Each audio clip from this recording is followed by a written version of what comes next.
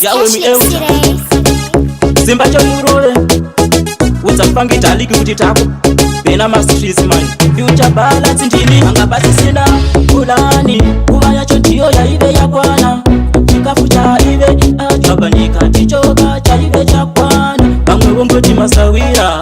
Upambe shakanaka vachimuimbia Asi ipuru Vinoonekane mavanga Jero parairwa Anga akungoti rufu Rufu ndimirire Anga akungoti rufu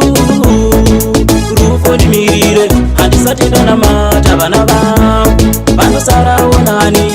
Ingafana sini mweya wangu Usasaro chivatambudza Anga akungoti Ipe iwe nguva shoma Isasiye vana vangu kavachichema Tinotora mwana wangu Vandakasiya iri mimba mai vake vachichema Vazhinji vandakauraya Ndichishandisa zvitoma Mundiregererewo Sezvakaitwa uye muprofita paye pakarepa Anga akungoti rufu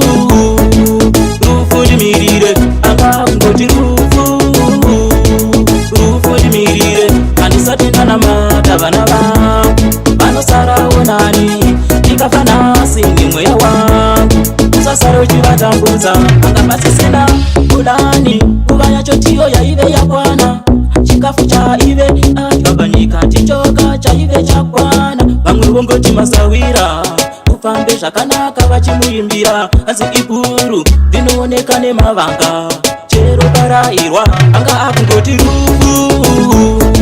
Rufu ndimirire Anga akungoti rufu Rufu ndimirire Handisatenda na mata vana vangu Vanosarawo nani Ingafana sini mweya wangu Usasaro chivatambudza Anga akungoti Ipe iwe nguva shoma Isasiye vana vangu kavachichema Tinotora mwana wangu Vandakasiya iri mimba mai vake vachichema Vazhinji vandakauraya Ndichishandisa zvitoma Mundiregererewo Sezvakaitwa uye muprofita paye pakarepa Anga akungoti rufu Rufu ndimirire Anga akungoti rufu Rufu ndimirire Handisatenda na mata vana vangu Vanosarawo nani Ingafana sini mweya wangu Usasaro chivatambudza